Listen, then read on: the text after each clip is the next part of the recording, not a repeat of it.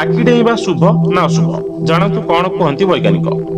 आखि डेइबा बा फड़ फड़ हेबा अनेक लोकों शुभ तो आउ केतेक अशुभर संकेत होता है बोली धरा जाए। अनेक लोक यार महत्व देई थांती और आउ किछि लोक एहाकु एड़ाई थांती। बाम आखि डेइबाकू आमे अशुभ मानि थाउ। एही प्रथा को नहीं देशर विभिन्न संस्कृतिर भिन्न भिन्न कथा देखिया मिली थाए। केउमाने भाबंती महिला बाम आखि और पुरुषर डाहाण आखि डेइले शुभ। विभिन्न स्थान को नहीं ए संपर्क में भिन्न भिन्न प्रथा रही। आखि डेइबा केबे किछि मुहूर्त पई हुए तो केबे गोटे किंबा 2 दिन लगी थाए। किछि मुहूर्त पई आखि डेइबा साधारण होइताए किंतु अधिक समय पई हेबा मारात्मक होई पारे। वैज्ञानिकों मतरे यह एक सामान्य प्रक्रिया।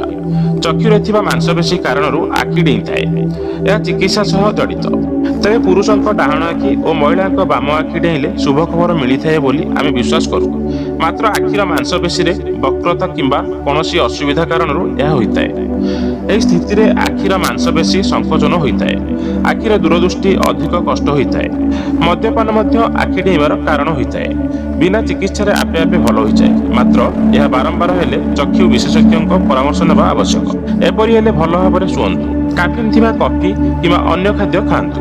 डाक्तर परामर्श रे आई ड्रॉप पकांतु। आजिर कार्यक्रम आपनको जदि भल लगिथे प्लीज लाइक एंड सब्सक्राइब करिवे एवं पाखरे थिया बेल आइकन उपरे क्लिक करनेबे। या फଳରେ ଆମର ପରବର୍ତ୍ତୀ वीडियो आपण सर्वप्रथम देखि परिबे। नमस्कार।